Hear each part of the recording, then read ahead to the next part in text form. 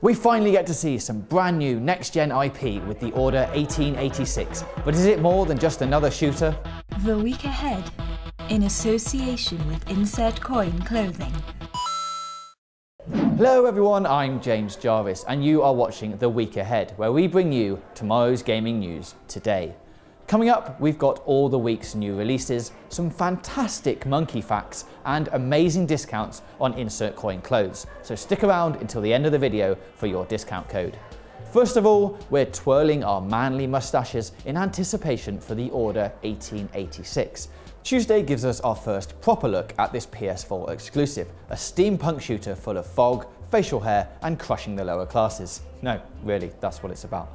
Check back on Tuesday for a glimpse of all the Knights with Guns action and we'll tell you what we think about it so far. On Monday, we've got our first Nintendo review in about 6,000 years as we take a look at Donkey Kong Tropical Freeze. Now we'd say we're excited, but if there's one thing in games we tire of, it's necktie-wearing great apes fighting Viking owls. Just, why don't you try something different for a change? And we've also got a trip this week to see Trials Fusion. So if you're a fan of bike-based infuriation, keep your eye on the channel over the coming weeks for previews and gameplay from this next-gen vroom-em-up.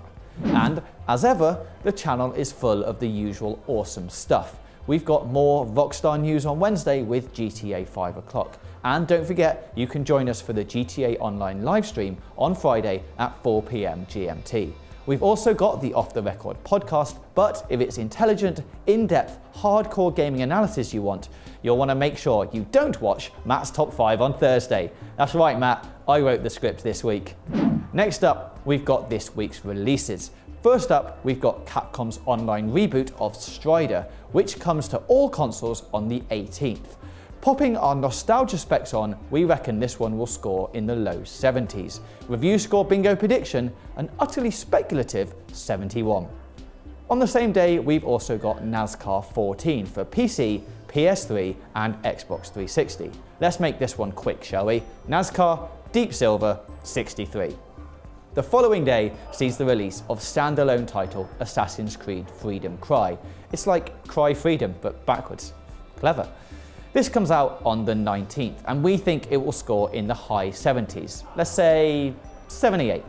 But hang on just a minute. The biggest release of the year is also out this week. Rambo the video game comes to PC, PS3 and Xbox 360 on the 21st.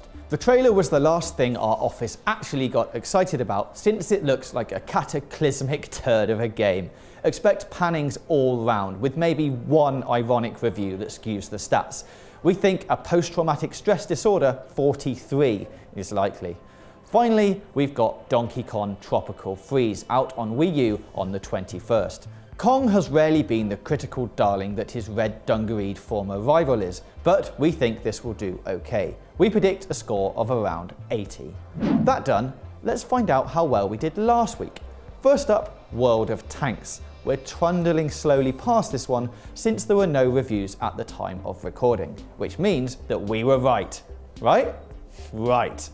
Next, we've got Lightning Returns. We predicted high to low 60s and we were spot on because we're brilliant. It's currently sitting on a Metacritic score of 67.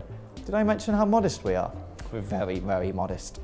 How did we do with Tukidon The Age of Demons? Well, actually, we're the winners because we nailed this one. Dr. Metacritic diagnosed a score of 74, matching our prediction of a probably confused mid-70s.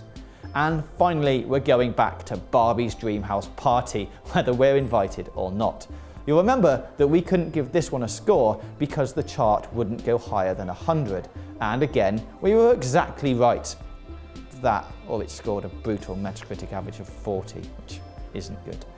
And our gaming fact of the week is about Donkey Kong. Everyone knows that Miyamoto mistakenly believed that donkey meant stupid. What's less well known, however, is that Universal Studios took Nintendo to court over the use of the word Kong.